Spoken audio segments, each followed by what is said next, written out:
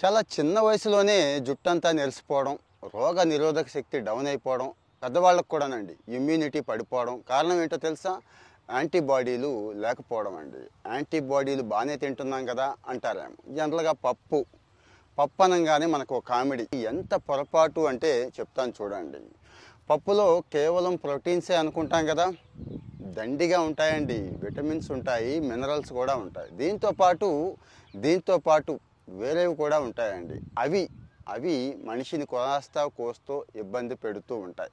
ఒక్కోసారి అజీర్తి, gas produce అవడం, అలాగే ఇంకా చాలా సమస్యలు, పొట్టకు సంబంధించిన చాలా సమస్యలు వస్తూ ఉంటాయి కదండి ఎప్పుడు పప్పు తిన్నప్పుడు.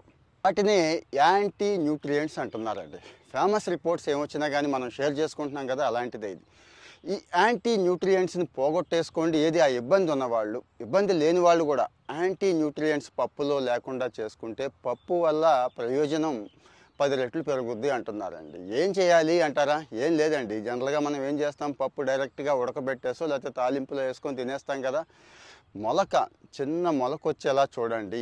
అక్కడ ఏ లోపం ఉండదు, పోషకాలు ఇంకా ఎక్కువ అందుతాయండి. ఏవి విటమిన్స్ కానీ మినరల్ పర్సంటేజ్ కానీ బాగా పెరుగుతుంది. ఇక ప్రోటీన్ ఎలాగో ఉంటుందండి. దాంతోపాటు ఈ యాంటీ న్యూట్రియంట్స్ అనే దుర్గుణం ఒకటి ఉంది కదా, అది పోతుంది, పూర్తిగా అది పోతుంది అని చెప్తున్నారు. సో మరి లైట్గా మొలక తెచ్చుకోవడానికి మనలో చాలామందికి బద్ధకం ఉంది. బద్ధకించని వాళ్ళు అదృష్టవంతులు, ఆరోగ్యవంతులు అవుతారు అని చెప్తున్నాను. ఇక రెండోది, పప్పు అనగానే మనం ఏం చేస్తాం, అయితే కందిపప్పు, లేకపోతే పెసరపప్పు, లేకపోతే శనగపప్పు, మినప్పప్పు, అంతే కదండి. అంతకు మించి మనకేమీ తెలియదు. కానీ చాలా ఉన్నాయి మార్కెట్లో.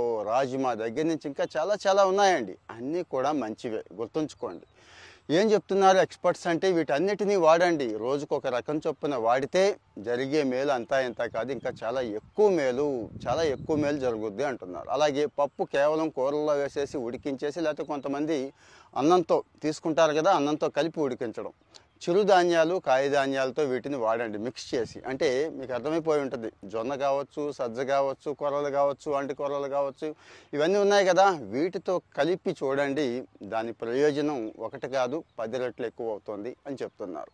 అంటే ఇవన్నీ నేను చెప్పినవన్నీ కూడా ఫేమస్ రిపోర్ట్స్. ఈ మధ్య కాలంలో ఫేమస్ డైటీషియన్స్ అప్డేట్ చేసినవే చెప్తున్నానండి. మీకు తెలుసు, నేను స్టడీ చేశాకే చెప్తానండి. సో మరి మీరు పప్పు ఎలా వాడుతున్నారు, మీకు ఏమనిపించింది, ఇంకా ఏమైనా ఇబ్బందులు ఉన్నాయా వాడుతున్న క్రమంలో? ఇప్పుడు పరిష్కారం అయితే చెప్పాను, వాడాల్సిన పద్ధతి కూడా చెప్పాను. మరి ఫాలో అవుతూ ఉండండి, మన వాళ్ళకు కూడా షేర్ చేయండి. ఇంకా చాలా మంచి విషయాలు ఉన్నాయి, షేర్ చేసుకుందాం. Thank you.